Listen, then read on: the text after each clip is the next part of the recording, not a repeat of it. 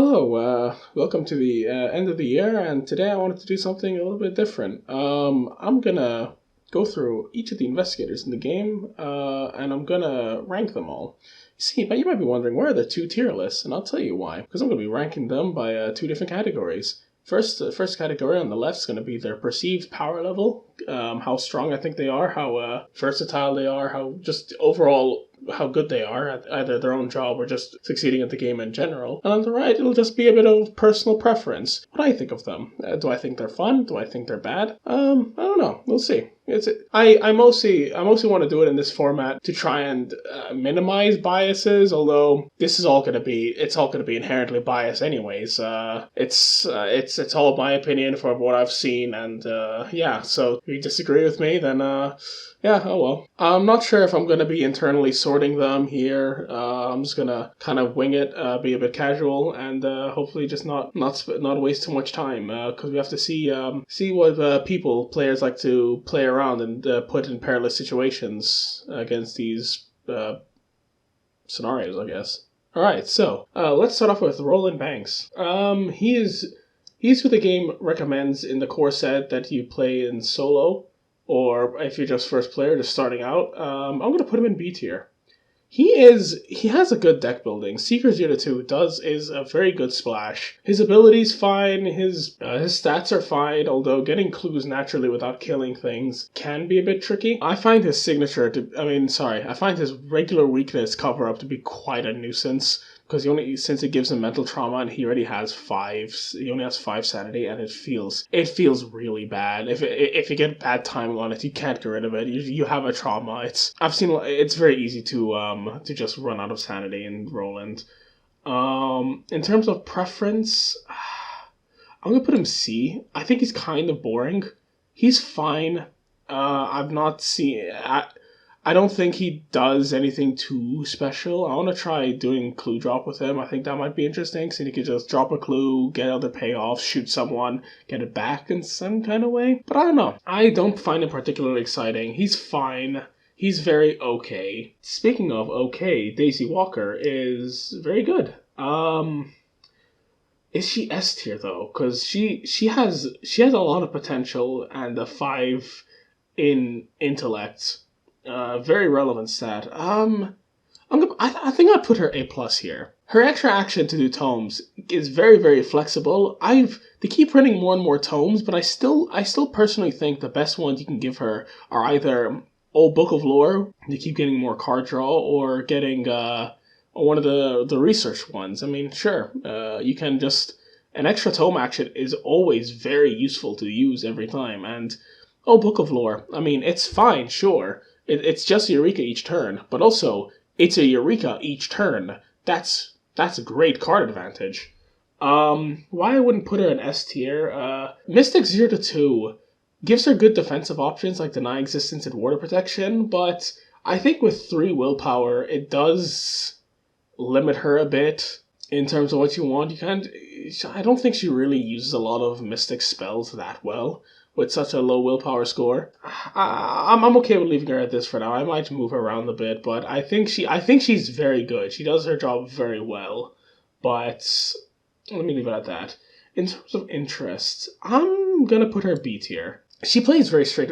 In my experiences, she plays very straightforward, or unless you're building her on a certain tome where it's like, okay, I'm going to use this tome to do this, to do that, and that, it's fine to me. I don't find it particularly exciting, personally. I've not found a Daisy deck I enjoy that does super ridiculous things. Skids. I don't think it's very surprising. I'm going to put him in D tier. I think regular Skids he doesn't give anything, is my problem. His deck building is neat, but with 3 punch, it's similar with... Okay, no. A bit of a stretch. I was going to say it's similar with Daisy, where 3 willpower doesn't let her use her subclass well. Skids has 3 punch, doesn't let him use his subclass well. But I think Skids has more of a problem with this because there's not much he can give. His ability's fine. His signature does almost nothing. His weakness is... I mean, it's tolerable, sure. I don't know. I don't particularly think. I don't think he provides anything. I'm gonna also drop Skids down here. I think regular skins, unparalleled everything. I think is just boring. Agnes Baker. I think I want to put her B tier. Here's the thing. She has a 5 at a relevant stat, which is very good. Her printed ability is also fine, but her deck building is very good. I think Survivor Access does let her be very flexible. Why I would put her in B is that I think she's just fine. I don't think she does anything Mystic particularly well. Her printed ability is a bit situational, where, okay, I get to do free damage. Sure. What puts her down to me as well, I think her weakness is pretty bad. It's not. It is, and in each levels is not great. But I think other than that, it's okay. You play it, it's gone. That's it. Goodbye. I think regular Agnes is just fine. In terms of interest, I think C. I don't know. I don't find her particularly exciting. She's not bad. I played her a few times and she's been fine. I've just not really found much excitement with her. Wendy. Ooh, she's good. How good is she? I want to say A tier, which might be a bit lower than what other people might think, just because she has a very good stat line. Her printed ability is really good. Her deck building is quite nice. Her signature, though, is quite explosive. However, I think her weakness can be real rough. I know there's people who can do it. Okay, I'm not going to judge anyone by, I can do this infinite and set up my deck so I keep playing events forever and ever and ever and just always just crush the game like that. Because one, that's not how I play. I find that boring. And two, I don't know. You'll be skewing the scale quite a bit with how there's quite a few people who can do that as opposed to people who can't. Wendy can do that, and I think that puts her pretty high. I'm gonna leave her at A at the moment. She might go up as I reevaluate this because she is very good. You can give her pretty much anything in her deck building; it'll be fine as long as it's not a weapon. At least a weapon that fights with her fist, at least. In terms of interest, I'll say A minus. I've had fun with her. She very much feels very scrappy and able to just very flexible. Just a real survivor. Okay, who's next? Now we're on the Dunwich Legacy Investigators. Zoe Samaras. I have shared before that she is my favorite investigator in the mythos. Oh, no, sorry. Second, I'd say second favorite. First favorite's kind of the namesake. But in terms of power, I'm gonna say a solid A at the moment. She's a good monster fighter, and her splash cards she has a high willpower, so you can use her to like cast spells and stuff like Sixth Sense to get clues. Like we can make her flexible. But I think with 4 combat, she has to work a bit to get there. Her printed ability is very good, especially in combo with her cross. You could just deal basically a free damage to anyone who engages you, which is really good. But I think it's her printed ability. It's fine. You keep getting resources, but inherent economy is fine. But you need more than economy to win games, in my opinion. But I still think she's very good. But I think since she needs a bit more work to actually get there, I'm gonna put her in A. In terms of play, I think I'm gonna put her in B. Honestly, she's every time I play her and evaluate her, she always drops in my terms of my preferences. Unfortunately, I find her kind of boring. I've played a lot of decks where I've had a lot of fun with her, but every time I play her again, it just feels like, yep, okay, I get a resource. Okay, now I just do my regular Guardian things. She's still very good, and if I need to default to a just I need someone to fight, she's not a bad option. Rex Murphy, ooh. Considering the taboo list has limited him to only once per round, I think that's I think I'm going to put him in S tier. Now here's my justification. Sure, compared to Daisy, he does not have an extra a 5 in his book stat. However, his printed ability just gives him basically a deduction each turn. He just has to succeed by 2 or more. Fortunately, succeeding by 2 or more while investigating is not hard in most situations. You only get it once per round, but that's still a free deduction once per round. That gets you more clues much faster than others, just inherently. I think that just barely puts him in S tier, in my opinion. I do understand when people there's a lot of argument either Rex, like Daisy's better than Rex and stuff. I understand it. I personally feel okay with this. If I was to rank internally, I'd put like maybe Rex in like near the bottom, just barely. I could put it probably anywhere in this region. I think would be okay. But I think just by inherently, he has also a good stat line. I think his weakness is kind of more annoying, if anything, just constantly having to redraw tokens. It just makes every test take longer. His signature is useless. It's just a good commit. But even then, he doesn't need that. He could just get more clues, just inherently. Yeah, let's leave him like that at the moment. I'm okay with this. In terms of interest, I'm gonna put him in C. I've used to really gas him up. I used to say he was one of my favorite Seekers. However, he has a bit of a boring loop. He just gets clues. Okay. You can give him his Dunwich Legacy Splash. I've not found to be very flexible in him, because what I found best in him is just giving him stuff that cares about succeeding by 2 or more. Lucky Cigarette Case, Scavenging. Okay. Sure. Anything that's beyond that, or just a bit more crazy, jankier combos in him, I've not found particularly interesting in him. I think Daisy decks can just inherently be more interesting, for example. Jenny Barnes. I'm gonna do the right one first, just because I'm gonna be very blunt and say I think Jenny is one of my least favorite investigators in the game. I think she's boring. I think her signature is really bad. I think her weakness is, I think it's really harsh. I think her stat line is okay. I mean, it's not very. I find that I have to fight more to actually make it do something than not. I think her printed ability is basically nothing. Okay, I get more money. It lets me play a more expensive deck on average, or get to big money faster. Okay, or I can just play cards just give me resources and anyone else, and then I get to big money wherever I want. I've played Big Money Charlie before, and it's been fine. I think she's boring. I don't like playing her.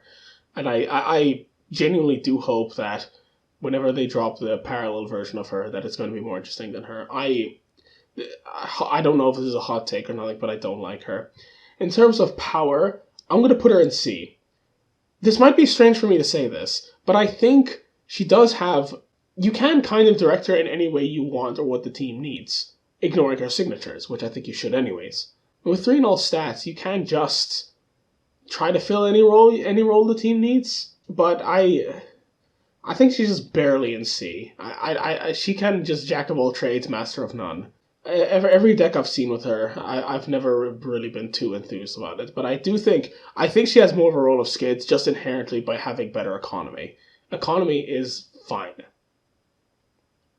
Jim, D tier, easy. Speaking of investigators, I think has kind of a nothing ability. Jim is strange. Actually, I'll put him above Skids, because here's the reason. I think his stat line hurts him. It's a bit more flexible of a mystic, but 4 in willpower does hurt you in being a mystic. However, his skull affinity, turning him into zeros, it kind of does nothing except in some scenarios where it matters. Like, I can think of Pasta Carcosa or Scarlet Keys. Those skull tokens can be bad. They can, even on easy or something, or standard, you can get like -9s. Like, what? Are you joking? But Jim just ignores that. He just on average tests better. Sure. I find however, beyond that, if you want to just do normal mystic things, he has to kind of work for it. And on top of that, I think his splash is kind of boring. You can play some stuff. I think Scavenging's very good in him, because you can just give him a mystic spell to investigate, and then you can just scavenge, okay? Sure, what do you want to scavenge? He had his signature, which commits well. His weakness also sucks, but it's just kind of random. You can take up to 5 damage, 5 horror at any time. Okay. Well, I mean, more likely it'll be 3 and 3. But still, it's a bit of a toss-up, and it still really bites. Actually, more likely. But I think it's very uncontroversial to put him here. I would put him above Skids just because, like, he has situations where skull tokens can really be bad. I think I'll put him here though. I still think I think he's boring as well, but that's just a separate preference. Ashcan. I think Ashcan Pete deserves to be at A minus. He starts out good. His Duke is very strong and just is always there. You can just investigate at pretty decent stats and move around. You get a lot of action compression with the movement. You can fight pretty decently immediately, and that's fine. Why I put him in A minus though is I don't think he scales well to a campaign. He usually investigates pretty decently well using Duke, just getting one clue or fighting it with 2 damage. However, as a campaign goes on, I feel like you need to then find other ways to do things. Like you need to do more damage faster or something like that. And I feel like he just doesn't scale up well as the campaign goes on. You can't really upgrade Duke to do better things, so it's just, he kind of gets a bit stuck. And when he has to do direct tests with his real stats using Punch or Book, then he really struggles when it's like an investigate directly on a scenario card, for example. His Dunwich Legacy Splash is pretty flexible for him. You can give him St. Hubert's Key to buff up his stats, or you can make him a bit of a spell singer, or give him some... You can give him kind of anything, and it's fine in him. He can use it fine. I think he's fine. In terms of enjoyment, I think... If you had asked me about a year ago, I think I'd put him here. I used to find him very fun. However, the more I play him, the more I get kind of bored of the loop. I think he's a great design. But I've just found him a bit mundane. Actually, I think I'll put him like that. Okay. I think I get a bit bored of just his constant loop of like, okay, I'm gonna play, I use Duke, and then I ready Duke, and then whatever. As a side note, I hate his weakness angers me to no end. It really bothers me. I hate it. I understand how it exists like that, but I'm glad they printed a replacement one, but you can't use it with Duke, and I'll get to that why later. It's a frustrating card to see, his regular weakness. I don't think I have anything else to say about Pete, actually, so let me move on to Carcosa. Okay, so Mark Harrigan. I'm going to put him in A tier. He's a very good fighter. 5 in a punch. You don't have to work more hard for it. He can use Sophie to get basically +2 to any stat, or plus more if you need it. However, not too much, or else he gets a pretty bad penalty. His weakness can either be nothing or it can kill him in one go. However, it's very easy to mitigate. And his printed ability is just card draw. It is very easy, very reliable card draw in a class that suffers from no card draw. Coupled with this, and 5 punch, he can kind of just kill anything. He's really strong. He's one of the best monster fighters in the game, and he can just do anything. His deck building is kind of boring to me though, more in the sense that since it's only level 0 tactic cards, it's very restricted. He's basically Mono Guardian, except with a few cards that are splash into him, but you kind of just give him... I think you mostly give him a lot of the same cards over and over again with their tactics, like Act of Desperation or Shortcuts. Just reliable good ones, which are fine. And you don't have to worry about leveling out of them, since you can only take level 0 ones. You can just... Mark is okay. You can just give him any weapon, and he'll just clean the campaign for you. I think he deserves to be up here. In terms of interest, I think I'll put him also in A+. I've always found him fun. I've always found his gameplay loop of like constantly taking damage, healing, putting damage on allies to get more card draw, and then draw more cards and pull out a gun and just blast enemies. I found him fun. I think he's a fun investigator. He has a very clear game plan. And I think he does his job very, very well, and I've always enjoyed playing him. Minty Fan. I'm gonna put her in down here. Here's my problem. I'll put her down here as well, because here's my problem.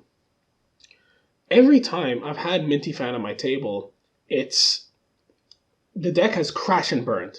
It has been a disaster. I found her struggling. I found her absolutely...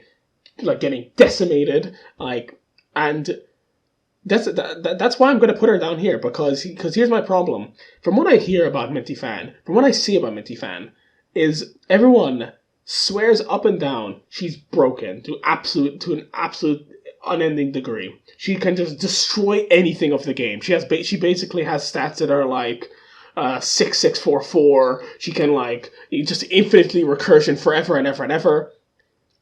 So with all that, comparing that build up to what I have seen as payoff, I don't feel like I've seen a good min deck be played, or I don't feel like I have the right authority to judge her yet.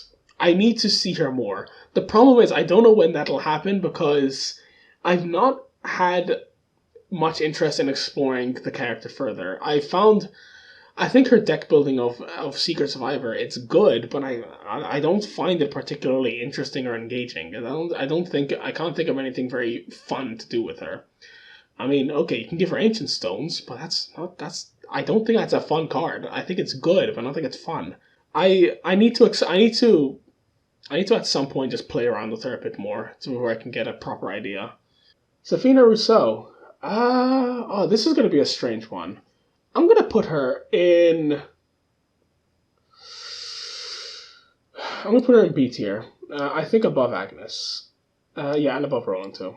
Just barely not on A minus. Here's my reasoning. I think she's quite strong in scenarios where when she starts out. She has her deck building helps her quite a bit, and she has full defensive stats, and she wants to just use them as her offensive stats. She wants to use her willpower with her Mystic Splash, and she wants to use her agility with her Rogue class. My problem is, I found her...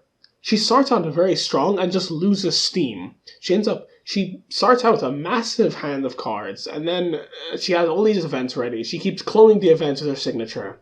But the problem is, as she keeps going, the copies of her signature go away. She draws her weakness, the events under her go away. And eventually, all the events you have, you're going to keep playing more and more events. They're going to end up in the discard pile. Like, it's just... I just feel like she ends up losing steam as it goes on. She can do a lot of really good things, but I think that's where... I feel pretty good about putting her here. She's not bad. She has a lot of potential to be a very good flex. And I've heard pretty good things about Underworld marketing her, because she can have basically her assets in a separate deck, while her own deck has just more and more events. But yeah, that's where I put her. In terms of interest, I'll put her bottom C. I think she's one of the only investigators I can think of where I think her gameplay style it just clashes with my own. After I played her, I've just kind of felt like, okay, I respect what you're doing. I understand what she asks out of the game, how you want to play her, and I think it's an interesting play style, but I just don't think it's for me.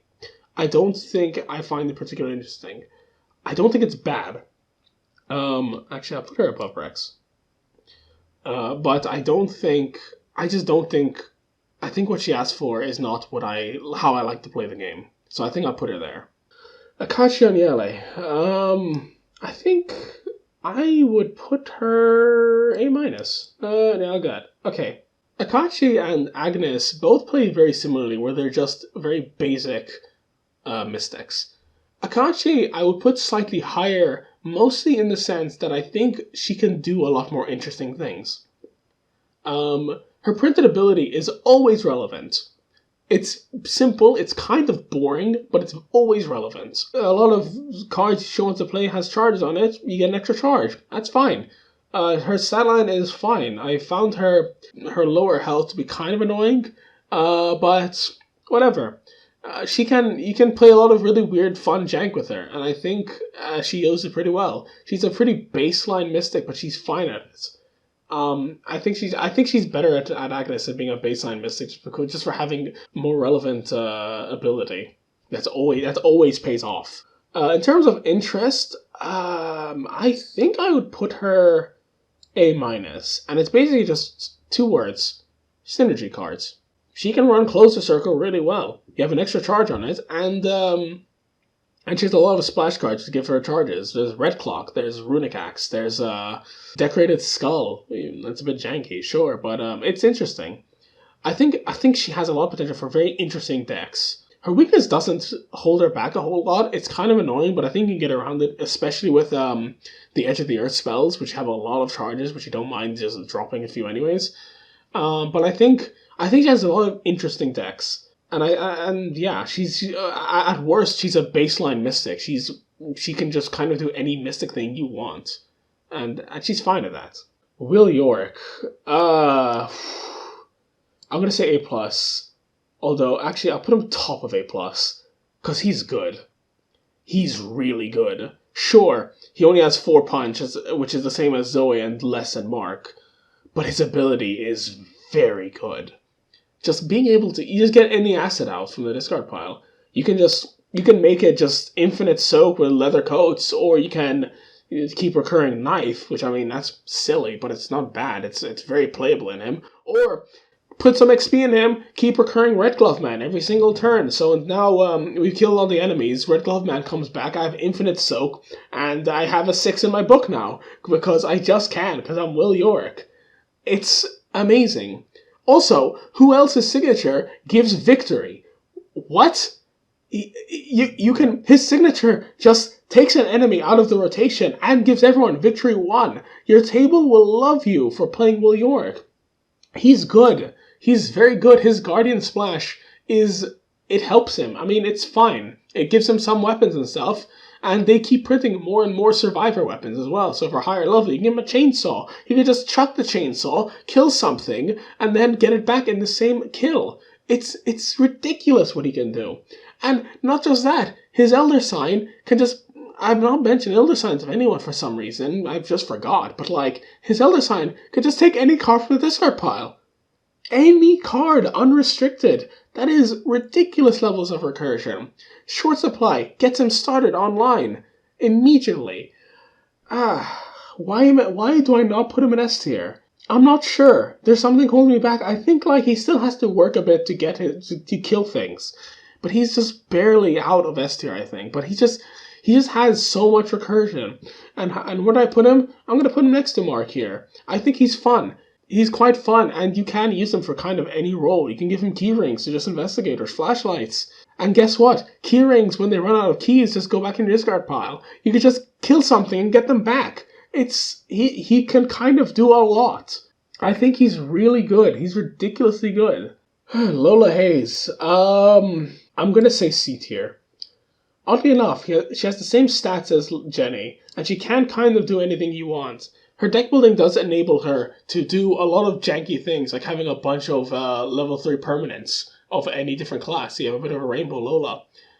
But she has to really work to do a little, is the problem. With the taboo list, I think she becomes significantly more playable. Change your role if you're stuck in it for some reason, and her weakness not completely wiping your board. I think that's fine, but she has to work. And there's a lot of rules confusion with committing cards and like what class you have to be in if you change role at what time, and it gets a bit weird. But I think she still has to work to do stuff, but she's not unplayable. She's not D tier, or she doesn't have to. She can just be fine. She can just enable interesting decks, and she can just do kind of what the team needs. Or you could just build her as just a single role, like a monster fighter or a clue getter, and just dedicate everything to that, and it's fine. In terms of interests, I think I'm going to put her in D tier. I think she's an interesting puzzle, but not a puzzle that I think, oh boy, I can't wait to try and play her. I can't wait to pick like the 40-something cards her deck is. I think her deck size is 42. And it's just, I'm not the biggest fan of her. I do appreciate the taboo list for changing her up and stuff, though. Alright, next is Leo Anderson. We're on to Forgotten Age. Leo, I think, goes up in A tier. He runs, I'll put him above Zoe right now, just because he's probably the best firearm investigator in the game. He can run the big Guardian cards, the big Guardian guns, and then you can have all the nice rogue ammo cards. He's good at it. His stat line is pretty good. And he can just run inherently a lot of soak. His bigger problem is that he has to always spend basically 6 experience on charisma. so you can run even more soak, or at least constantly keep playing more and more and more allies out at the same time. That's kind of what he wants to do. Yeah, I think he's good, and I think he's fun. I'm gonna put him in A+. I like his loop of just constantly getting allies out. I think he's pretty cool. Actually, no, I'm gonna put him in A. The only thing is that I feel like he doesn't have the kind of efficiency that Mark and York have. That he's just kind of, okay, I need to keep pulling out allies, and my signature asset just kind of sucks. It just I have a big gun. Okay, that's all I do. I just keep buying stuff for the big gun, and that's it. Is that different from Mark and Will York? Well, from Mark, not particularly, but Mark can still inherently get other clues and stuff from other ways by just investigating with using Sophie and a commit or something like that, or play evidence or something like that. But Will York, he has Survivor. He can just do anything. It doesn't matter about his stat line. He can just reduce to 0. I feel good about Leo here. Ursula Downs. I think she belongs in B tier. She has a very good stat line. Her deck building, I think, is awkward. Just Seeker and Relic cards. It leaves her mostly mono Seeker. Her weakness is fine. It's annoying, but I think it's fine, and it's you just have to keep on top of it, and you'll be okay with it. Her signature is bad if you draw it outside of turn 2, I feel. Her move, when you move, you get an investigate action. That's a fine ability. It gets pretty relevant, but I think in higher player counts, you end up having to have a lot of scenarios where you want to stay in one location to either get the victory, or maybe the objective is like, if there's no clues here, advance. When there's not a lot of clues or something in like 1 or 2 player, you just move in and you're almost halfway done, for example. But when there's more and more players, she can't really get all the clues by herself as easily with a 4 in her book. That's why I'd put her down there. I think she's fine, though. She's very okay. In terms of interests, I would put her, I think, C tier, definitely above Rex, because she does enable some interesting things with her deck building, although I honestly don't feel like a lot, and I think her stat line is fine. You want to use that agility you have a good, decent survivability, and you like to just kind of move around a bit. I found a lot of similarities with decks that I've run with her, at least. These are the good cards. You always want to run Pathfinder, you always want to run Shortcuts, all these movement cards, and now Aeon Chart is really overwhelming, although that's less of a thing of it's good in Ursula. It's more just Aeon Chart is ridiculously good in anyone. Finn Edwards.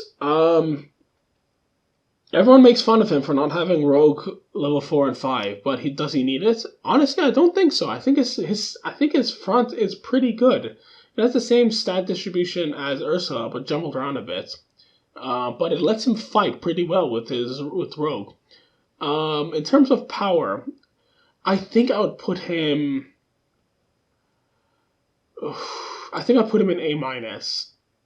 Because here's my problem. I'd put him above Akachi. I'll leave him here at the moment. He has an extra action to evade, which is good.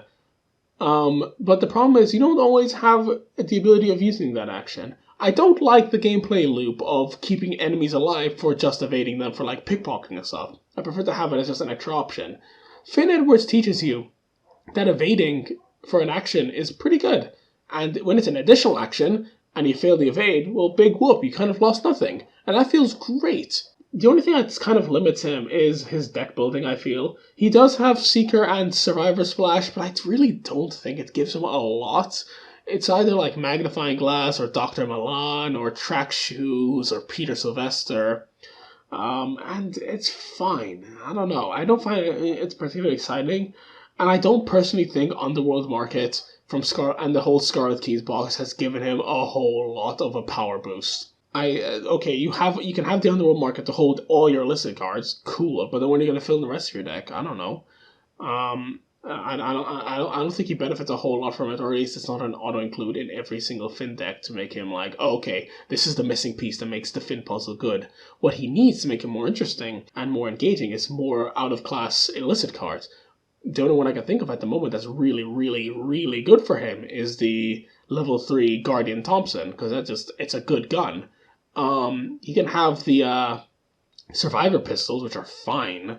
But he's kind of limited by having not a lot of splash cards. He's just kind of a low level rogue, and I think he's okay at that. He can kind of flex for the whole team.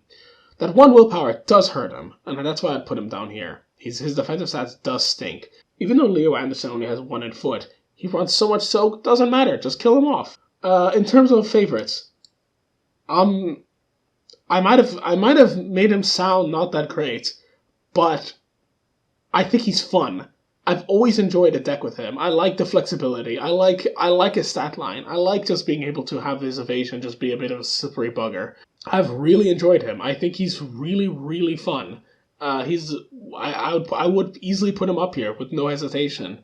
His weakness does really bite, but I like it both of his signatures. One of them's a tutor, one of them's a gun. The gun's fun. It's a fast little gun that just shoots things that are evaded. Okay, sure. And Dirty Fighting has given him a real big boost. He evades, instantly gets a fight, and he fights at minimum 5, ignoring any boost that the gun would give. Usually it's a +2, so 3, 4, 5, 6, 7. 7 fight to attack. That's really good. Maybe use Hatchet Man as well if you're going to use Dirty Fighting. That's cool. That's fun. But I'm happy with Finn. Like I like Finn. I think I've noticed a pattern where every investigator that I really like has 4 intellect and 3 punch, because that lets them investigate decently well raw and fight decently well with a gun or a weapon that boosts the punch. I like them. I think he deserves a spot there. Father Mateo. I'm gonna put him C tier. I'll put him at the top of C tier. He struggles. It's always been kind of a joke with him, but I think with the printing of Hemlock Vale, I think he struggles more now. Mostly in the sense that they've also printed more investigators that can run blessed cards better than him. Most concerningly, in class is Kohaku. This is very early, but I think all these blessed investigators they keep printing. There's Kohaku, there's Parallel Zoe, there's Parallel Wendy. I think they kind of just eat into his potential, because his printed ability, all it wants him to do is get the other sign. Sure, there's ways to do it, like Blessing of Isis or Sealing. But okay, doesn't everyone just want to get the other sign? What else can he do? He has foreign willpower. He has similar problems to what Jim has. He has to work to actually Mystic Will. I think he just struggles like that in that sense. I don't think he's unplayable, and I've found enjoyment in him playing him as just kind of an underdog. His 5 bonus experience does enable him to just start off on the bat decent, at least with like 1 copy of Blessing of Isis. And the Innsmouth Conspiracy has given him a boost, but I think as time goes on, he just doesn't compare well to investigators, or at least the other investigators in the game that can run blessed cards. In terms of my personal preference, this is gonna be a tough one, because I found him just an underdog. I think I would put him. I think I'll put him C tier. I think I'll put him here.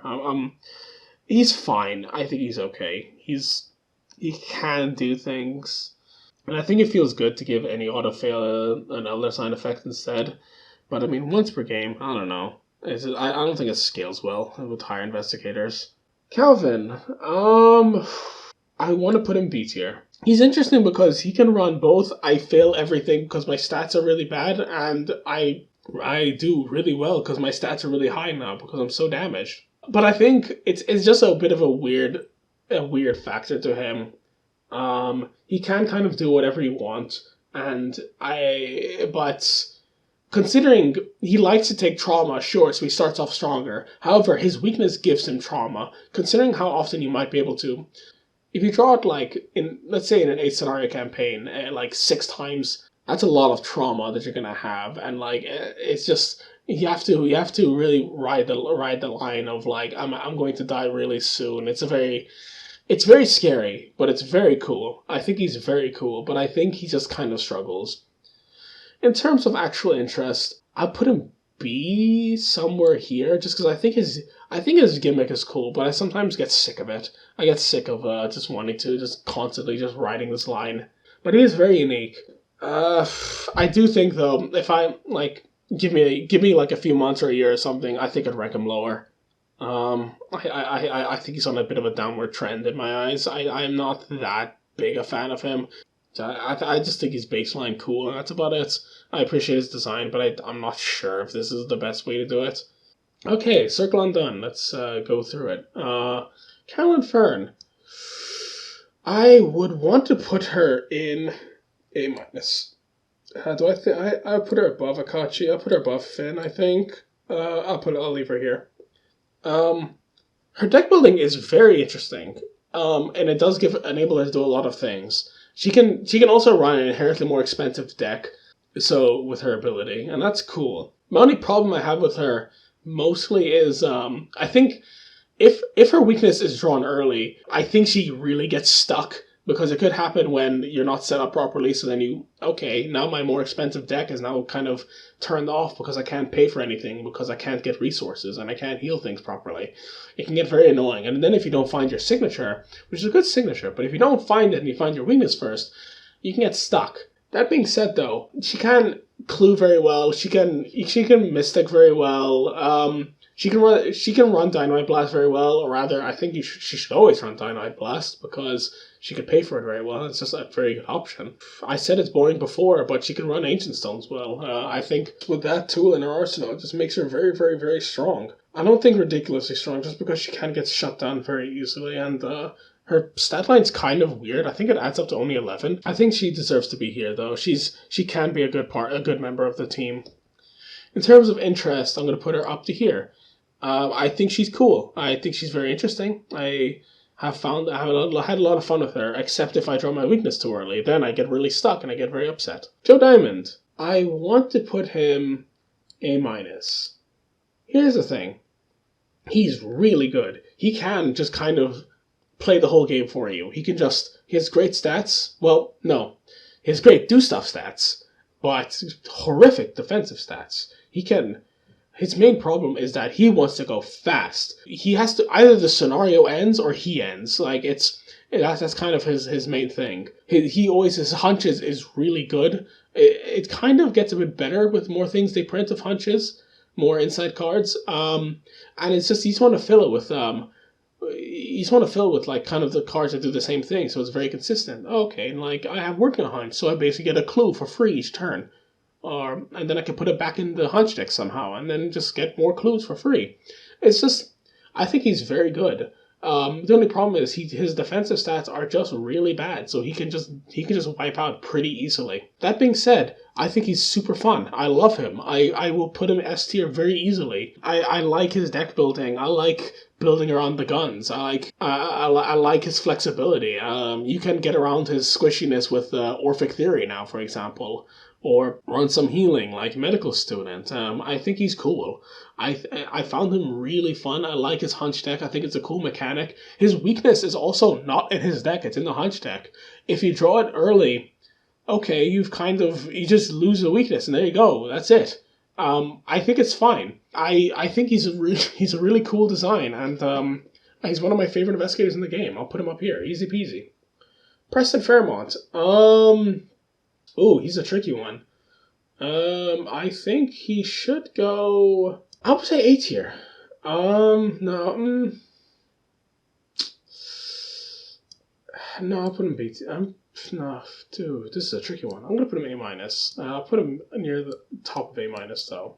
Yeah, I like that. People are upset with him with taking the Rogue Survivor deck building, which, I mean, I understand why, although it's a bit absurd. But he is quite strong. He just has so much money. He can build up the money really, really quickly, and just play events. You just play expensive events to just help you win. I think that makes him very good, because usually expensive events lets you skip tests, and skipping tests is an amazing thing to do in the game, because usually tests going wrong is where the difficulty comes in. Changing difficulties of the game just changes tests. And his low stats means he can use the Survivor Splash very well to do fail forward.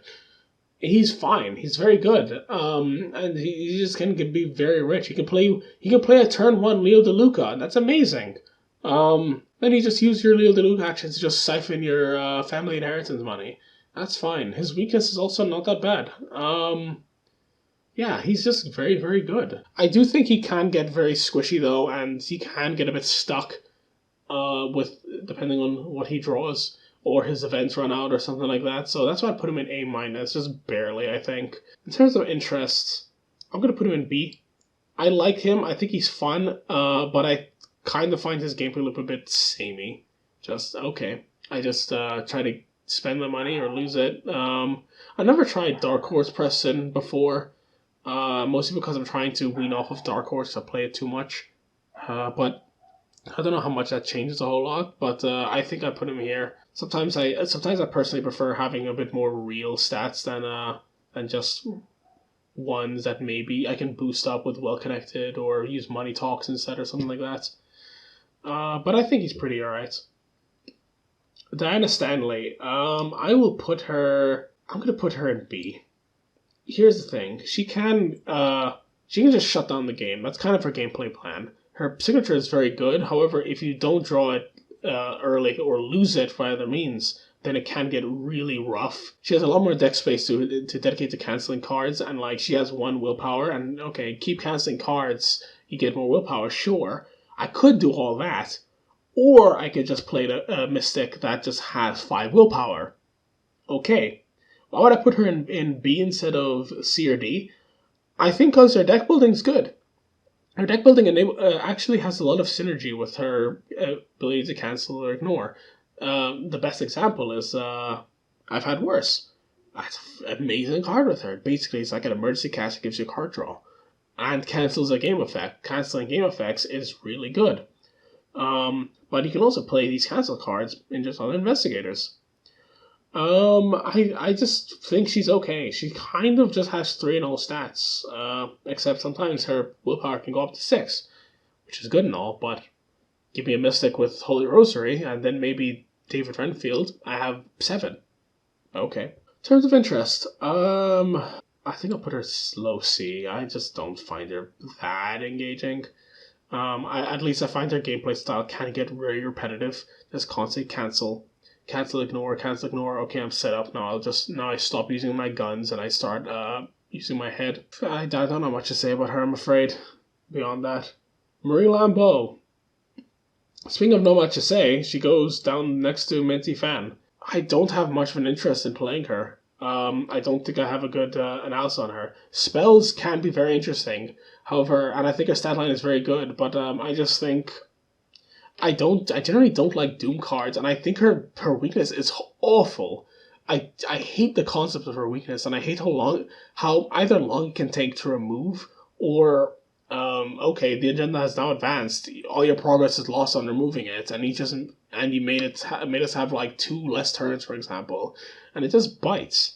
I've had no interest in playing her, and I need to play her just to kind of finish this off, but I just haven't. I've just never found her interesting. Rita Young, I think she would go. Let's say I want to say B tier. Yeah, let's just leave her there. She has a 5 in her stat. Albeit it's a very awkward stat. I think 5 agility can be a bit weird. She's basically Survivor Rogue with her trick card access base, just giving a lot of rogue cards which specifically care about agility, which is good synergy, I must admit. I think Scarlet Keys, unlike Finn, has really helped her out entirely. There's a lot more trick cards, like Dirty Fighting. Amazing in her, because she can find a really good stat. Survivor lets her also kind of do whatever you need, which is fine, and that's about it. I think her printed ability having a limit is weird to me. I kind of understand why, but it's just kind of annoying. Her signature is awful, and her weakness is even worse. I hate the design of the weakness. I hate how it attacks you after you evade them, and it's just it's frustrating. I feel like it limits her a bit, but other than that, she's good. She can kind of do whatever you want, and yeah. In terms of interest, I'm just gonna put it down here. I think she just barely stays in D tier because I just find her gameplay a bit boring. I just don't find it particularly interesting. You can use that 5 foot for anything with Hyperphysical Shotcaster, but I think Hyperphysical Shotcaster is, in my opinion, an inherently boring card, so I'm not gonna consider it. Alright, so how long is this taking? Oh dear lord. Let's try to pick up the pace a bit. Dreameaters. So Tommy Muldoon. I'm gonna put him. I think he should be somewhere near Leo. I'm gonna put him up here. I think this is a good trio to be next to each other. He can do anything with his survivor access, and he has pretty decent stats, the same as Roland's, I believe. And he likes to run a lot of soak. My biggest problem with him is his deck runs very thick. Every time he uses ability, it goes back into his deck. Okay, he has good economy because of it, and just and he runs a lot of soak pretty decently well. But he's just always gonna. It's gonna be very hard to actually see the bottom of your deck, and it can be a real struggle sometimes, especially playing something like Edge of the Earth. His signature is quite good to build around. Actually, it's just a simple gun that can be reloaded infinitely with its ability. That sounds amazing. His weakness can be a bit annoying, but it doesn't really slow him down. And yeah, I think he's really good. He does kind of struggle getting out the assets compared to Leo, but I think he's fine. He can fill out whenever role the team needs just by, okay, I need to get a bit more clues. I'll run sharp vision or gold keyring with my survivor access. Sure thing, fine, easy. Interest. I will put him up here. I've had fun with him, and he runs a blessed deck pretty well because he can run the Holy Spear as well as a lot of good Survivor Bless cards like Spirit of Humanity and Keep Faith. So yeah, so he's okay. He's fun. He can be pretty straightforward. He can do whatever you want. He's all right. Mandy. I think I would put her up here in terms of power. 5 in irrelevant stat, a very good stat line, I think, and her ability is quite good. 50 card deck can get annoying, but having a good search ability is fine. Having 3 copies of your signature is fine. She can she starts out of the gate decently fine, and yeah. Her weakness is very annoying, though. It does make you feel like, oh wait, I don't want to use any like big search effects until I get rid of the weakness. You get rid of the weakness early, then all right, good job. Then you're just kind of unstoppable until you shuffle your deck. Why she's in A instead of S? 50 card deck does hurt you quite a bit. It does slow you down quite a bit, but like I think as a baseline, she's fine. In terms of interest, A minus. I don't think I can't put Actually, I'm going to put a Daisy up and put her at B instead. I cannot justify putting her above Daisy. I think Daisy can enable a lot more, so I'm just going to put her like that. I've never seen... Amanda used to be very controversial before the taboo list. You just make a 30-card deck and just go forever and ever infinitely. I've never seen that. I've never run her at 30 cards, so I don't know. I've just found her fine. I found her okay. She's just decent at her job.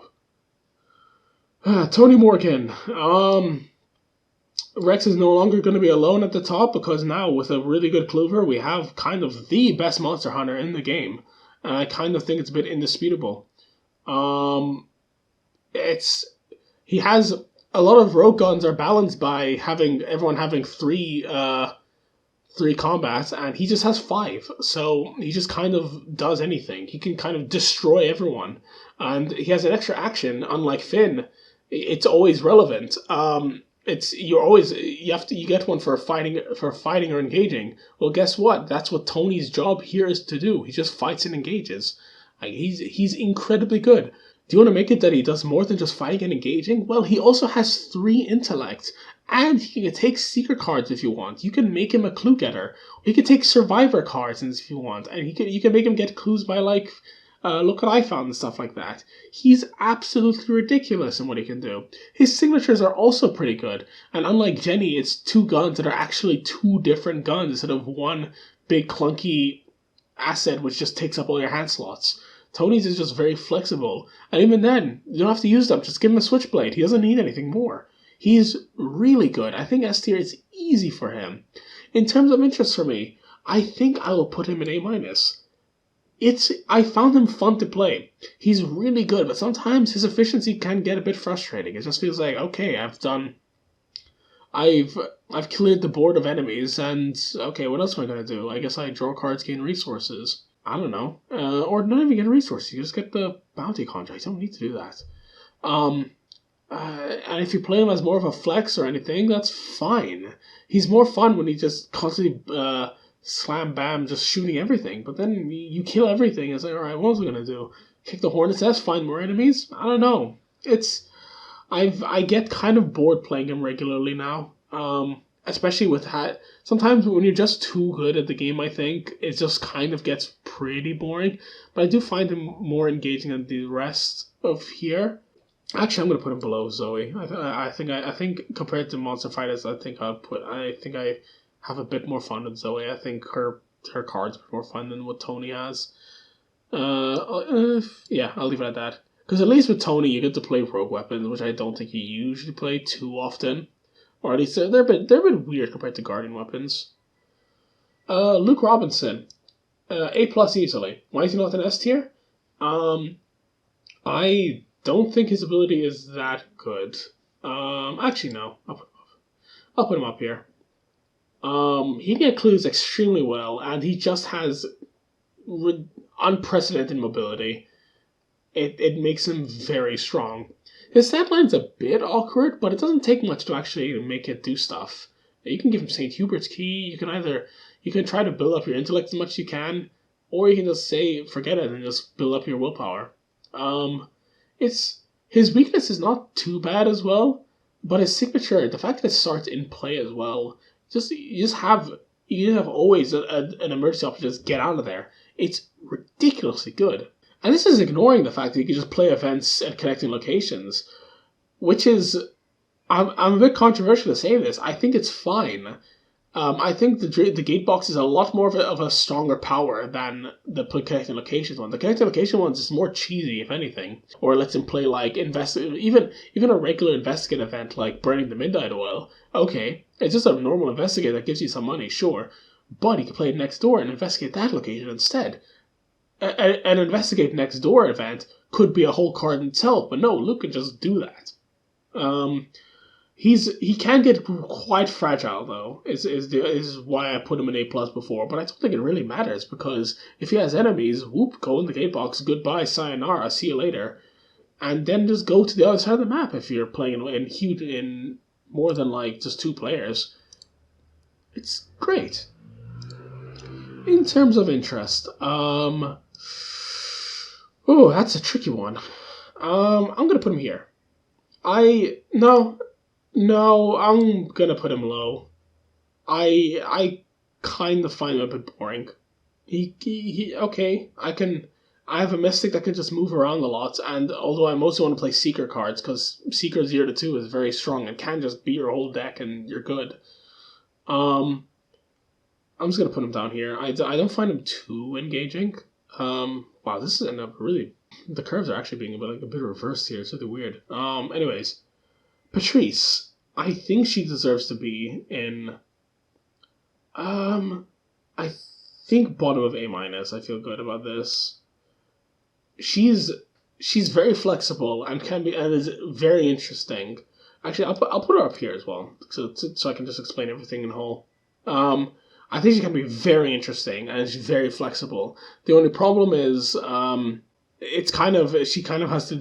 she has to draw her cards right at the right time, or else she just goes through it. I really like the concept of her cards being much more disposable than other investigators, since you use them or lose them. And I think it's a very interesting dynamic. Although she can get really stuck with hidden cards. Hidden cards really just gunk up her hand and can be a huge problem. And she just has this level of inconsistency that can stop her. Because especially if you have some assets you want to get out. And if you can run one-offs because she goes through her deck pretty much every time, so it's more consistent to find them. But if you can't play that asset, then it's like, dang, it's gone. Unless it's an item, then she gets scavenging very well because she's going to build up her discard pile. She's good at recursion. It's fine.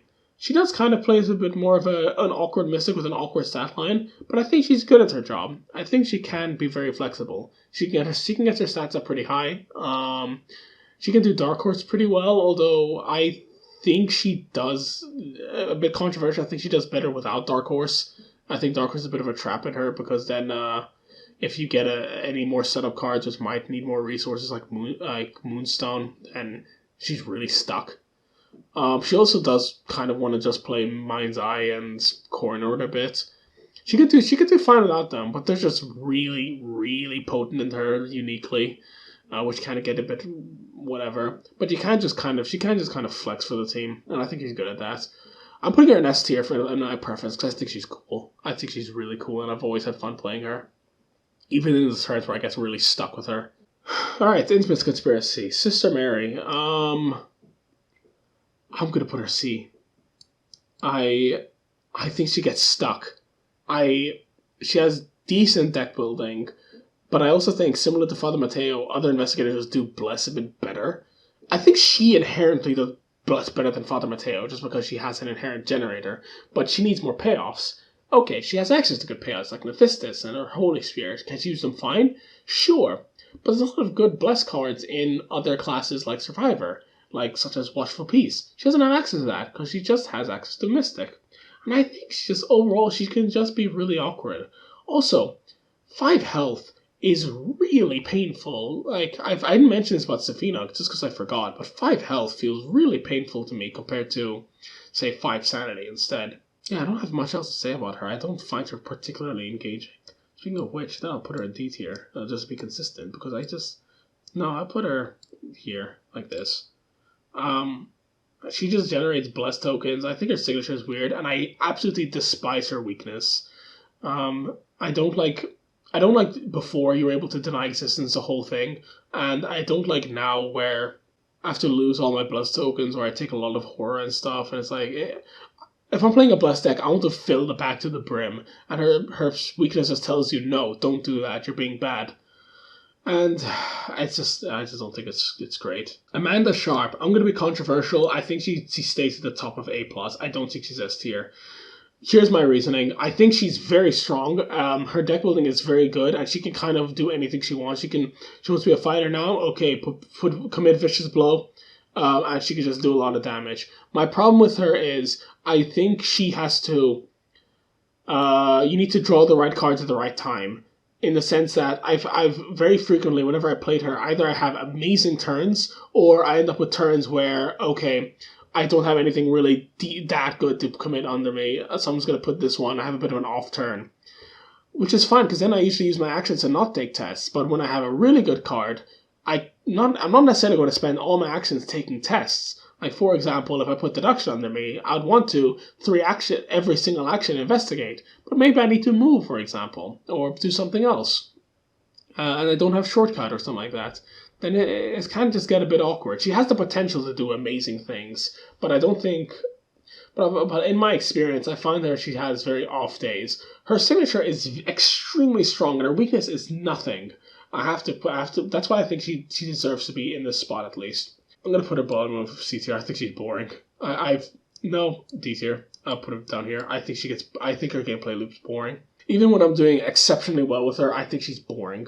I don't like her stat line, and she's one of the few investigators where by the end of a campaign, I just want it to be done just so I play someone else. Trish Scarborough, A+. She's very good. She kind of has Rex's ability, but without really strong seeker cards. And she has to have enemies with her in order to trigger it. A bit more of a fair condition to trigger them, or you can use it as an auto-evade. Sure. Her weakness is nothing. Her signature is kind of what Skids' signature wanted to be. It lets her run around and hide, which is very cool. And she's fun. I find her a lot of fun, which is why she's also going to be in the same spot here. She's very good. She has a great stat line. She's just overall is a great investigator. Dexter Drake. I think I'll put him...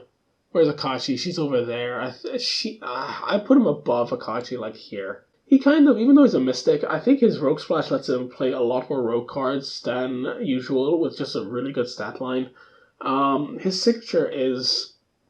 His ability is very good and lets you just get out items really quickly. You can just even use level 1 Switchblade just to fast get anything out, which is cool. I think he's very, very cool overall. I kind of don't like his regular signature and his regular weakness. I think his regular signature is boring, and I think his regular weakness is... No, his regular weakness is fine. It doesn't do much. It's very easy to get rid of. I do think his replacement one... I don't want to bring up the novella ones, because I forgot to also do it with Roland as well, but I think his replacement ones are Molly Maxwell is ridiculously good. It's one of the best signatures in the game. I will put that down because you can just tutor for anything. You can build it whatever you like around them. You want to get like specific specific assets like Twila Catherine Price. Just call for Dreamer. Don't have any other Dreamers in the game. Goodbye Gregory Gry, and there you go. It's easy peasy because any card you want, easy peasy. I'm gonna put him an A+ up here because I think he's fun. I think he's the Mystic I've had the most fun with in the game, and I don't generally enjoy the Mystic class. I think, and I think my ranking relatively tracks with this sentiment. Although again, I think I'm rating Investigators a lot lower than I should be. Anyway, Silas Marsh. I think he should be bottom of around middle A-.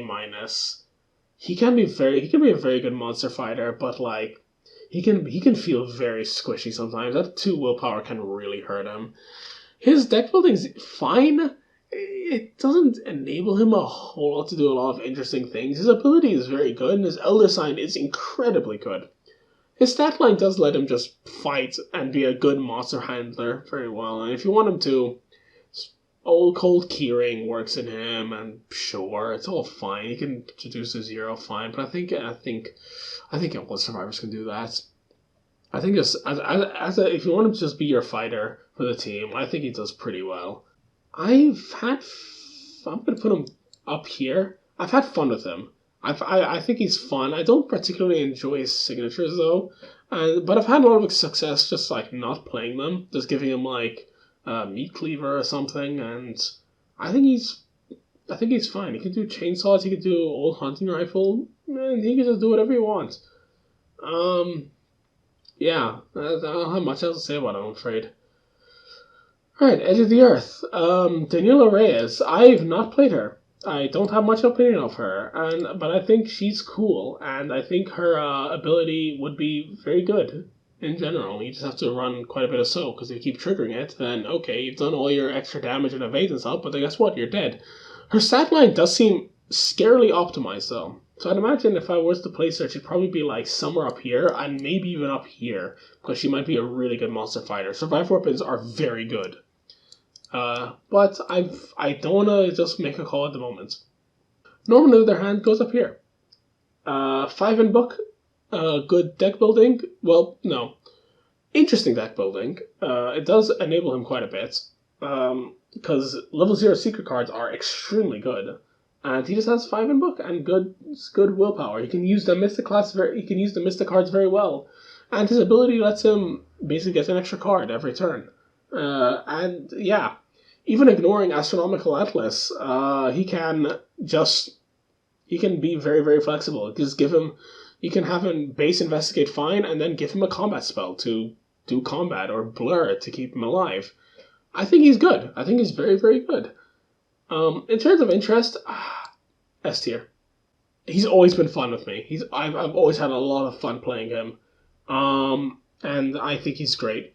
I like the design of his weakness. His signature, Leave It Upon, is really good. I enjoy him. Monterey Jack. Because people compare him a lot to Ursula Downs, but I think the only comparison they have is that they can take high-level secret cards and they have high foot and high intellect and like to move around a bit. I think he's worse than Monterey. Sorry. I think Monterey is worse than Ursula. And here's my explanation. As I said before, level 0 secret cards are really good. He only gets 5. So that splash ends up being really tough. And I found that going from rogue card to secret card, it becomes awkward in terms of upgrading, because there isn't really a lot of there's not really much of a through line through them. Like you don't get upgrades that are very clear to upgrade into. I've just found them generally a bit awkward. And sometimes you don't want to be moving around. Like a similar issue with Ursula Downs, you don't want to be moving around every single turn for something, except it's worse because Monterey cares about wanting to end his turn at different locations, so you get that inherent economy, which triggering it is good. Triggering it when you're 2 locations or more is even better. but you just don't inherently do that. And sometimes you have your weakness out, you just get stuck. So you can't do anything. His whip does give him good enemy management, and I very much appreciate that. But I think I'll put him here. I've found him more troublesome than very good, even considering his stat line. In terms of enjoyment, I would put him, I think, around the same place, honestly. No, here. I'm okay with this. Yeah. He kind of plays like a straightforward clue getter. His enemy management can get a bit restricted just because he only has rogue level 0 cards. Seeker has good enemy management cards, but I don't know. I think you have to kind of. I think to get a better Monterey deck out of him, you have to kind of dedicate him to be a clue getter.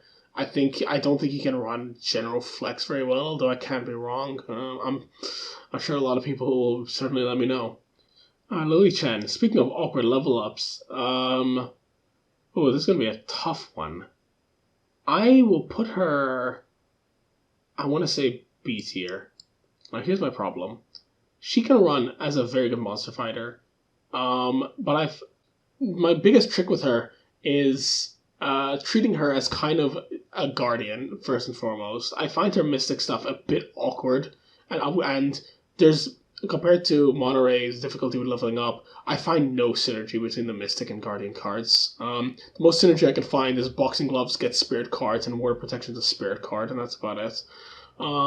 That being said, though, her 3 fight actions on a discipline is really good, and I think her whole leveling up thing is really cool.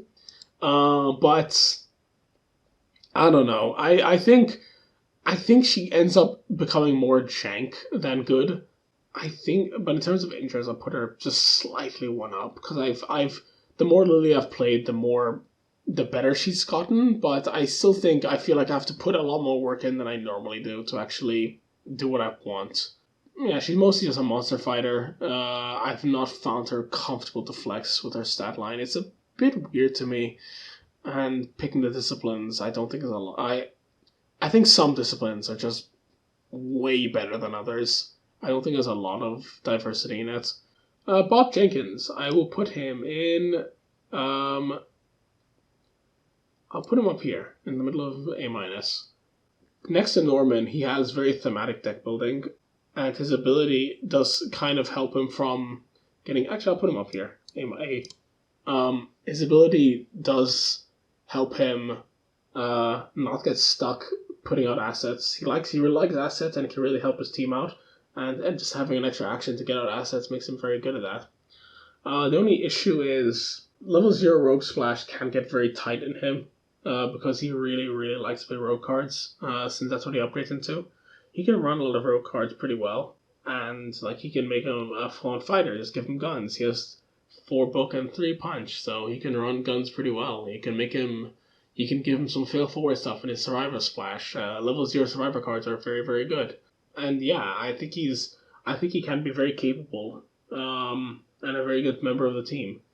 Why I'd put him there though is sometimes I've had it where if I can't play an item out in my turn, like maybe if I'm not drawn it or something, then and not use my additional action, I feel a bit bad. And I've had it where he can kind of just I've not had it where he's had explosive turns. I've not had it where he's had very exciting turns. I've just had him. He's just reliably decent. That is also why here I'll put him in S tier up here because he has, as I said before, he has 4 intellect and 3 combat, which I think I found him very, very fun in that case. He's just very reliable, and just being able to tell your teammates, hey, I can buy your item. Who needs an item bought out, and your teammates just say thank you, Mr. Jenkins, you've really helped me out. Now I can really get going. It's a nice feeling. It's nice being a team player like that. Now to starter decks. Nathaniel Cho.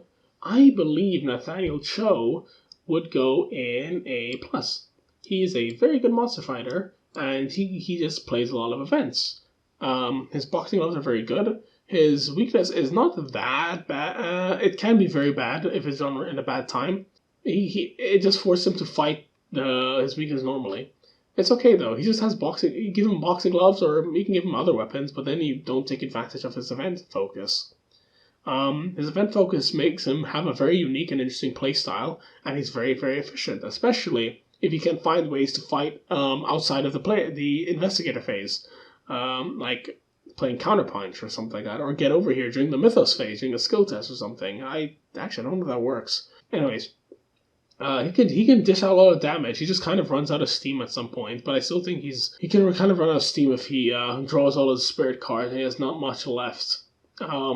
That being said, though, I think he can get very boring. He's very unique, but playing a campaign, his gameplay style over and over and over again, he can get very boring, I think, which I'm going to put him here. Harvey. Definitely up here, I think. Or near here, I think. Yeah, like that. He can get clues very well, because he has the good intellect score, and he just has amazing card draw. He just keeps drawing and drawing and drawing and drawing. He can get better than everyone else card draw. He just draws cards. And that is why also I proudly put him down here in my terms of personal preference, because I just think he's dreadfully boring. I also dislike how his personal weakness gives him damage when he has a big hand, when he kind of printed with a lot of big hand archetype cards, and he can mostly use a lot of big hand archetype cards. His signature gives him a bigger hand. And then again, his weakness just punishes him for playing how they kind of intended him to play. I think using Versatile to deny existence it is a very boring plan. So it's just, what do I do?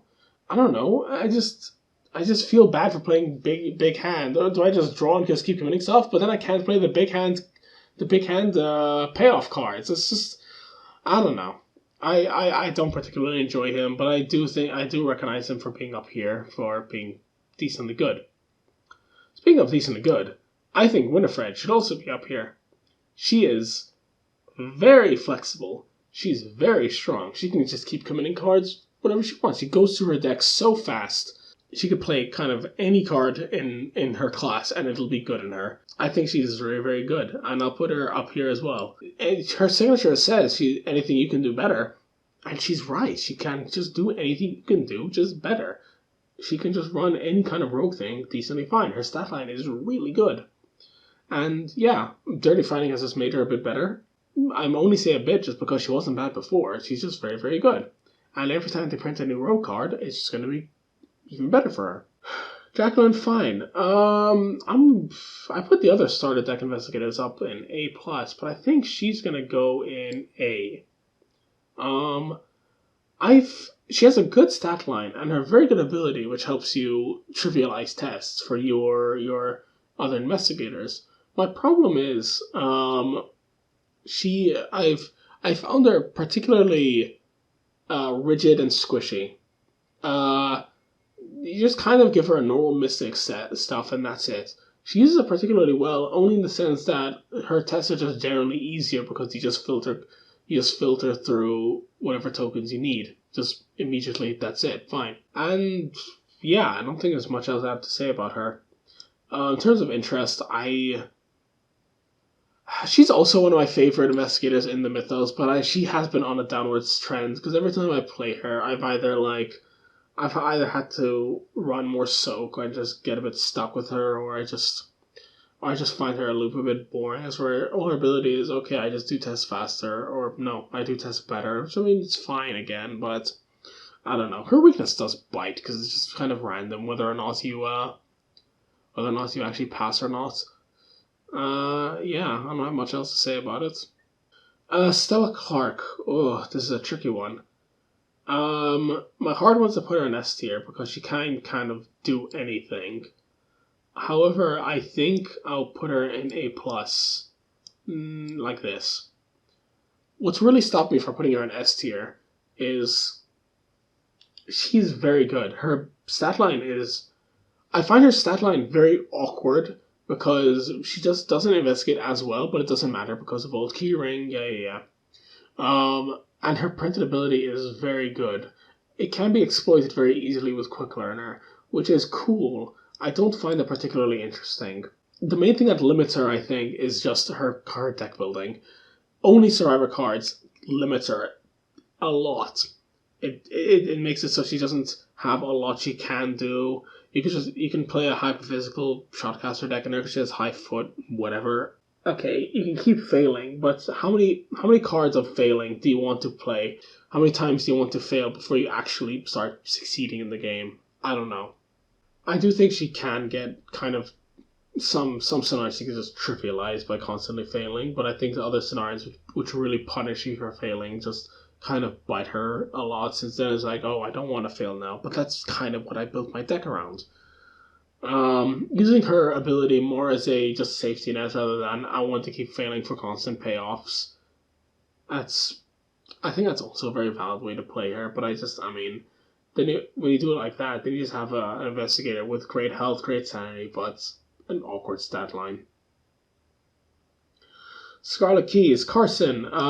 He is as strong as your team. I'll put him in A minus. I think he should go bottom of A minus. He's as strong as your team because all he does, he wastes his actions to give them away. He kind of can do stuff by himself pretty well, but his stats kind of stink. So it's better to just have other people do it. Just use safeguards, stick yourself to other people, and just help them out. I think he's a cool support, but he can get a bit restricted in what he can do. I mean, he doesn't want to do anything, and I think playing as Carson, I found a lot of pleasure in wasting my own actions to say, hey, you have that weakness, would you like to get rid of it for you? Okay, let's be the nice butler, and he can do fine. And in terms of personal preference, I think same place.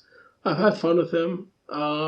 It is mostly just a pure support, which is very unique. And, yeah, I don't think I have much else to say about him. Vincent Lee. I think he should be in the top of A minus. I've had a lot of success with him. I think he's very good. I think his deck building is also good. I don't think his deck building is as good as Carolyn's. However, I found him able to do a lot more with his base stats than Carolyn. That's because he can just fight normally.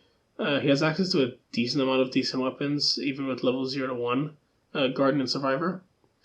He has a lot of decent cards he has access to, but I think his printed ability of getting pseudo unexpected courage instead of a resource for healing is better than Carolyn's. At least it's more flexible, lets you play a bit more of a skill focus than Vincent, which does let him be very, very good, especially with just secret cards like Grizzly Totem. And I think that leads him very well. However, unfortunately for the personal preference side, he has 4 intellect and 3 combat, which, I'm sorry to tell you this, it has to go in S tier. He can kind of do anything, and he's really strong. He could just completely bash down the enemy, just kill, and his bone saw is really fun, and his weaknesses. It can be very easy to deal with, but if you don't deal with it, okay, whatever. That's sad, especially if you're playing a standalone or the last scenario of a campaign. More importantly, he kind of doesn't have a weakness. He just gets free soak, which is cool. My only big problem with him, he cannot deal with his weakness with his signature card. You have to give him other cards to help him deal with his weakness, which is really weird to me. Like, I get you're going to want to run healing cards anyway, sure. But at least with Carolyn, her own signature lets her heal herself, which lets her heal her from her weakness. But with Vincent's, he has to run cards which specifically can heal ally assets. I wish Wounded Bystander can be healed as if Wounded Bystander's damage can be healed as if it was on Vincent Lee. I think it would have made him a little bit more flexible, a little bit more safe. I don't know. But that's my opinion. I've had a great time playing him, and I think he's one of my favorites because of his flexibility and his deck building. He doesn't have a lot of staples he wants to run, though, very frequently, like just hide and bandages, which might limit him a bit, but he's good. Runic Axe also can crush the game, but that's more Runic Axe is good, more than Vincent. Anyways, Kamani Jones. Now, I'm going to put them at the top of B tier, I think. Okay, yeah. 5... Actually... No, I'm going to put them... I can't put them above Monterey Jack. Here's my reasoning. No. Oh, this is going to be bad. I think I'm going to put them C... No. Like that. Now, here's the thing. Here's why I'm so hesitant and why I put them so low. Because they have some situations where they really crush it. They unlike other rogues who like to evade, Kaimani loves evasion. They just get so many benefits from evading, from the printed ability. So it just encourages you. Okay, I want to keep evading. I want to run all these evasion stuff. I want to have auto evade. I want to have all this, all that. I can just get rid of enemies. The problem is, I found it a bit awkward to always want to discard enemies, except in Forgotten Age. Forgotten Age is why I put them in B and not C. They can just deal with Forgotten Age exceptionally well, and they have good defensive stats. My problem is their do stuff stats leaves them in a very awkward spot, and their deck building does not help them in the slightest. They have tools, but they can't use them very well.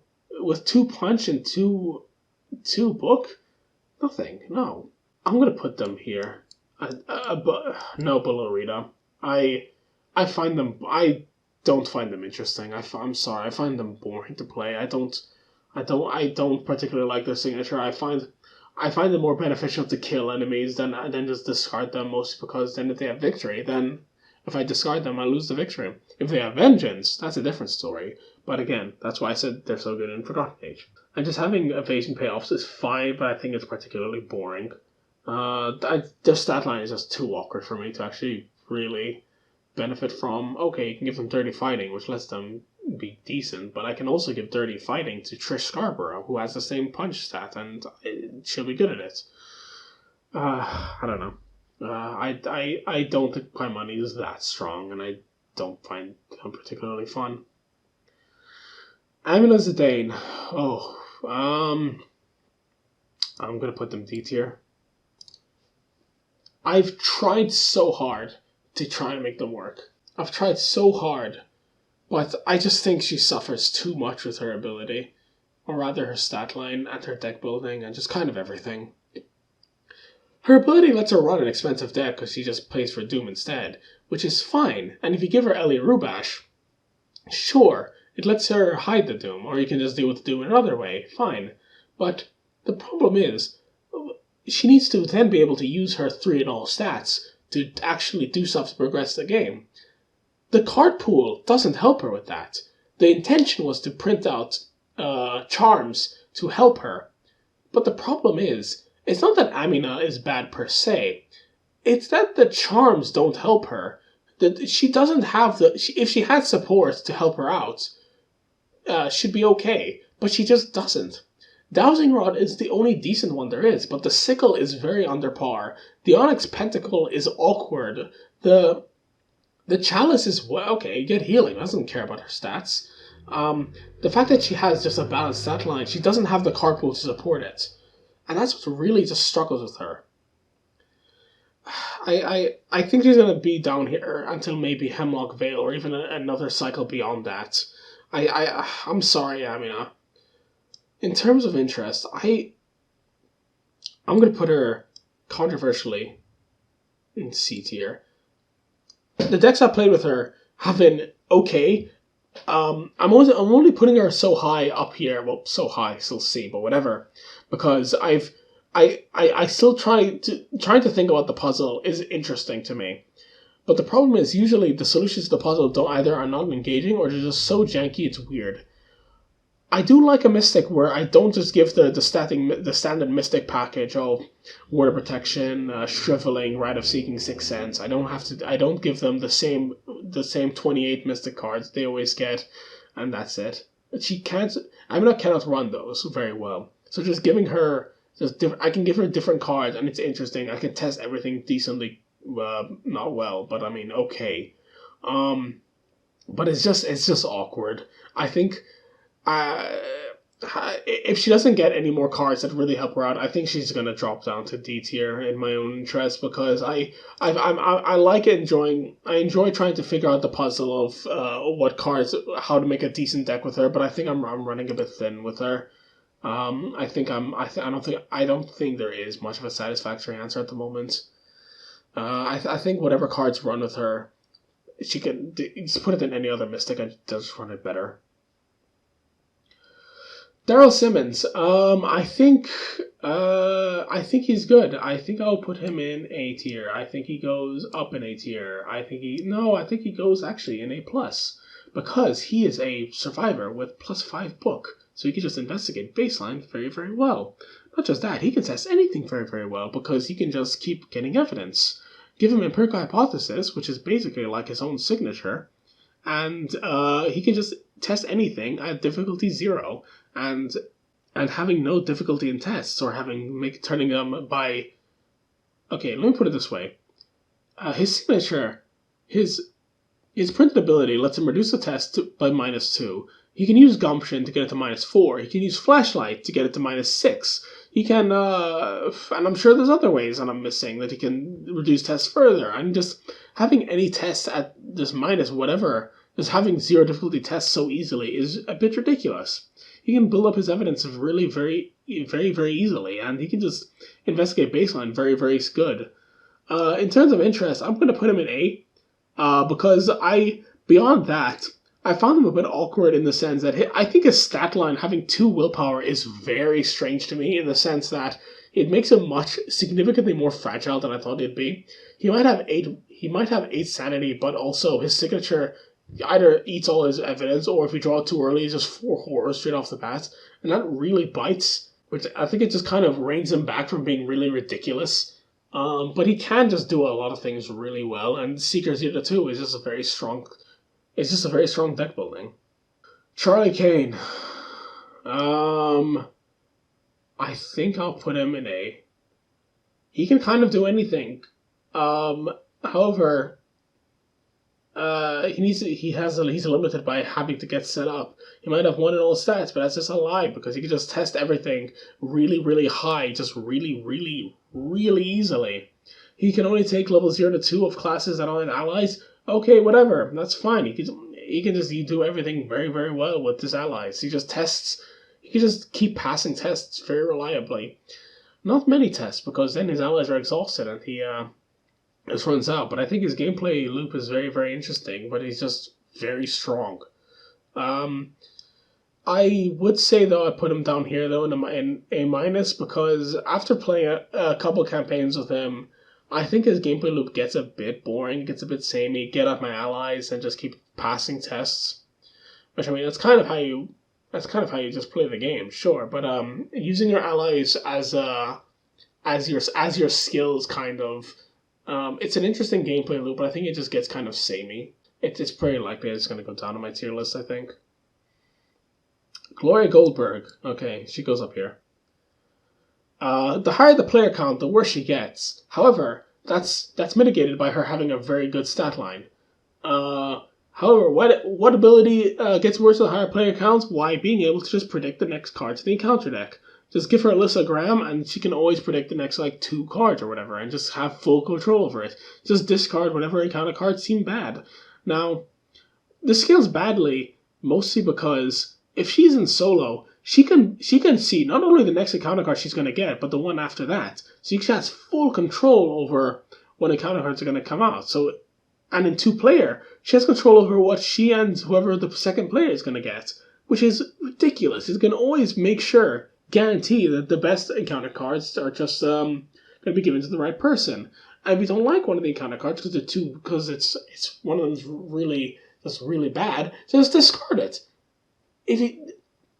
I think the fact she can discard encounter cards is bad. I think she could put them into her basement or whatever, which then her current replacement's weakness causes her to draw it again, but she doesn't have to. Who cares? Just discard it. It's basically gone. Unless you're playing Circle Undone, you're not going to see it again. It's very unlikely you're going to shuffle to the encounter deck again unless you're playing with 4 players. I think she's ridiculously strong. And I don't think there's anyone that comes close to her. In terms of interest, I'm putting her in D tier. She's too strong. She can get dreadfully boring. I need to wait and see what her actual signature and weakness is going to be to see if it really reins her in. But as is, she just has a very, very strong stat line to just kind of be a baseline clover or do whatever you want, that mystic stat. And her ability is just really, really strong. It just can't take out all the fun. You can have her and Diane on the same team. You just kind of tell the game, no, I don't want to play you anymore. And if you have no more challenge in the game, I just think it's boring. Parallel Roland. I think he should go. Where did I put regular Roland? B tier, A tier, A minus. Sorry. No, not that high. Like that. Yeah, like that. Yeah, right above. Sure. I think his directives are quite potent. Being able to turn any event fast is very strong. I think he's a very interesting challenge, an interesting puzzle with a very interesting deck building. The problem is he can plateau very easily and he can get stuck very easily.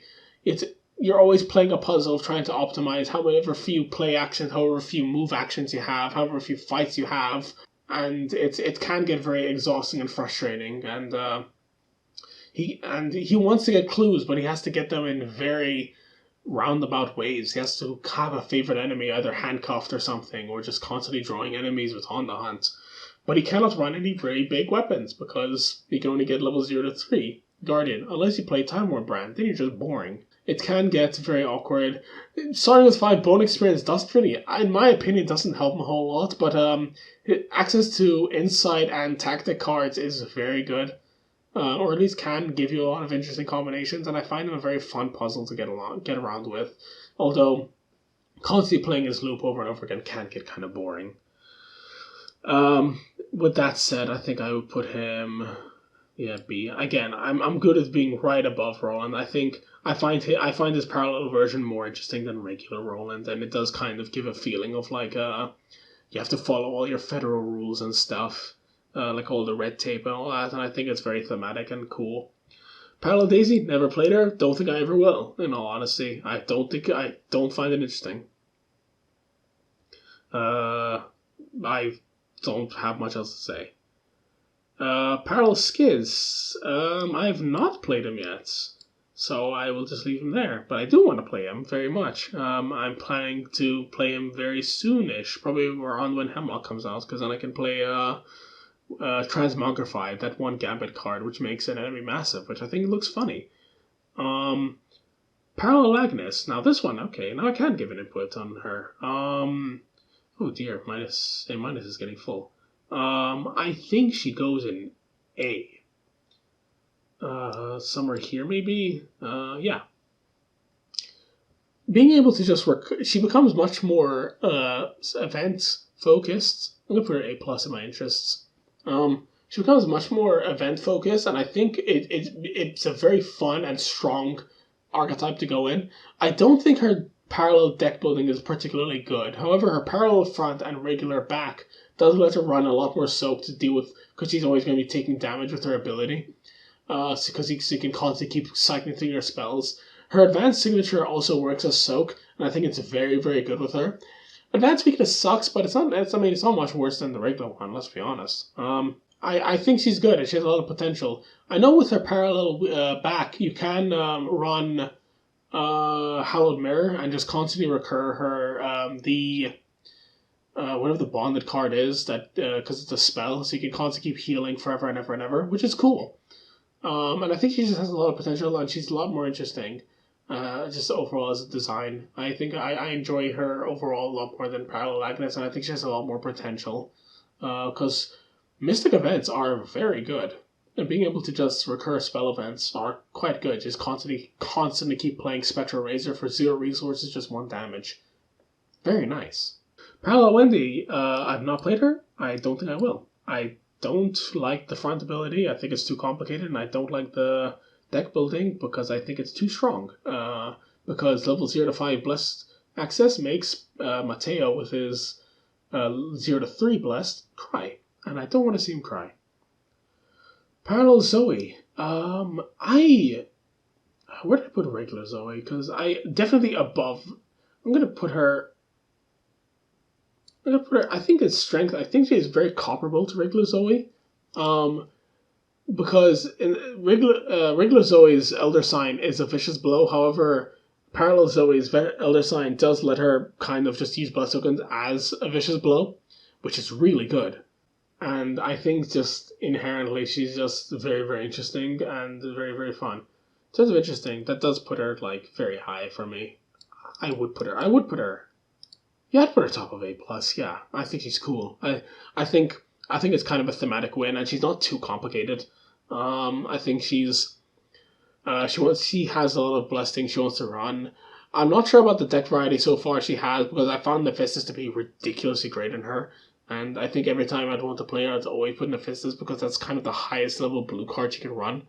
And she can't run Holy Spear, which I think is fine, because if she can, then I wouldn't run Holy Spear in anyone else anymore. I wouldn't try to do a fighter blessed deck in anyone else. But as is, I think she's really good at a fighter blessed deck. And Hemlock Veil also is printing with Ancestral Token, which is a very good payoff, because it can help her get more blessed tokens, and she wants more blessed tokens to get more of her payoffs. And overall, I think she's very, very cool. I do not like her advanced signature and weakness, though. I think overall her signature becomes a bit more awkward with her new back, and her advanced weaknesses does not seem to help a whole lot. Parallel Jim, I have not played him, so I don't have an opinion, but I would imagine he would, at least, considering the precedents, be above regular Jim. I think he's a bit complicated, so I don't know when he'd be released. I think the Beyond should have just been a replacement, in all honesty, but that's besides the point.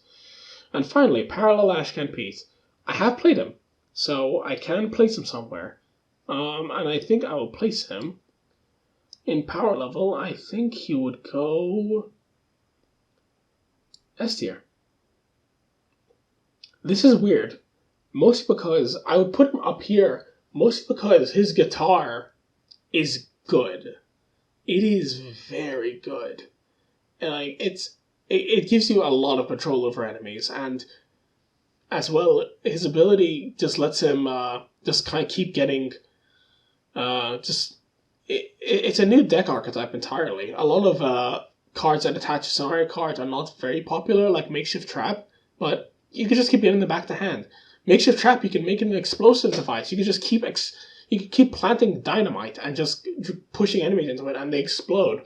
You can play Grievous Wound, and it becomes playable. And I think it's really, really good. I think he's really, really strong. And if you want as well, you can also give him Duke. You can only start with, but Duke would start in your deck. Does he need Duke? In all honesty, this is going to sound really bad. Not necessarily. He's just really strong with his guitar. He starts with it, and he can just do so much. His only limitation is that when you get an actual elite enemy, you're going to have to find other tricks to kill them. But survivor weapons are just getting better. Let's use a survivor weapon. Or just use brute force or something like that. He can be a very, very competent fighter. And then, I'm not sure if I'd use him to also work as a flex to get clues as well, just because I find his deck space might get a bit crowded with a lot of enemy management options you want to put in it, or cards that attach to places. You can use Under Surveillance to get free clues, I guess. On the Hunt as well can give you infinite resources, because you can keep cycling that and just always draw an enemy, which is very cool. But I do think he's strong enough to be an S tier, in all honesty. I don't feel like I'm overvaluing him. I think he's very strong. I think he can just do ridiculous things, just moving around enemies, especially in any player window. There's a player window after hunter enemies move, you can just move them back. And then if there's no enemies at your location, you can just heal a horror. Okay. It's ridiculous. In terms of preference, I will put him in A+, but I think I would put him over here. I've had a lot like this. I've had a lot of fun with him, but I found his loop a bit.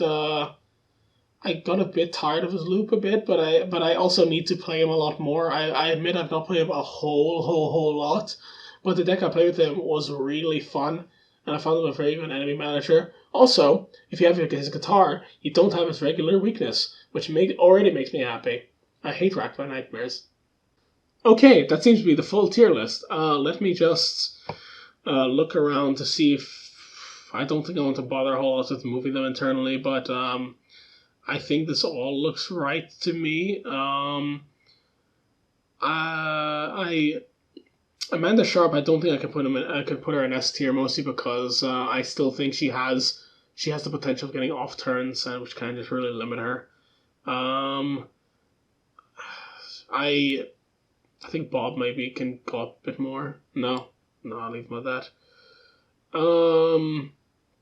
You know what? It's almost New Year's, so I'm just gonna let's relax a bit. I think we'll leave it at this. I think this video is getting a bit too long, anyways. So I think this is my tier list. I'm gonna put an image of these final tiers uh somewhere. I'll be able to find this. I do think I'm pretty happy with how it's ranked. I do think these are my favorite investigators in the game. Although I do think I'm a bit more negative on these investigators. I don't think a lot of them are bad. I think some of them are just boring. Mostly the ones in D tier. Actually, let me get Reed out of there. And it's only a couple of them I think are boring because they can be too strong or too efficient. I think if you lose a level of if you're too efficient, the game can end up not being fun. Like, I think Daryl can be ridiculously strong, but I found him very squishy, which can it still puts the horror back in Arkham Horror. I do like this kind of push and pull. Like, having a strong investigator is one thing, but still being able to just get absolutely demolished. Like, Mark Harrigan can get absolutely rinsed by his weakness, or he takes too much damage. OPS -1 to all his stats now. Well, dang. Again, this one's more personal preference, and I do think it's a bit better that the perceived power level tier list has more. It's a bit more strong investigators, because I think as a baseline, almost every investigator in the game can kind of do whatever you want it to do, even if they don't have direct abilities for it. You can kind of build a deck. The card pool is big enough where you can build a deck to kind of have anything that you want them to do. Like Nathaniel Cho, you want it to be a Clover. Okay, you're being a bit weird, but he does lesson learned. There's scene of the crime. There's Alice Luxley, I guess. There's you can do stuff. Uh, you can direct it. Any investigator can do whatever you want at this point if you make a good enough deck. I think it might be a bit more jank than others, but that's part of the fun. I think gimmicky weird decks just end up being more interesting. For anyone who's stuck around this long, thank you so much for watching or listening or however you've enjoyed this video. And put some comments, give some likes, read other stuff that I've written on the blog, Barnaby Files. Yeah, have a good New Year's. I'll see you around.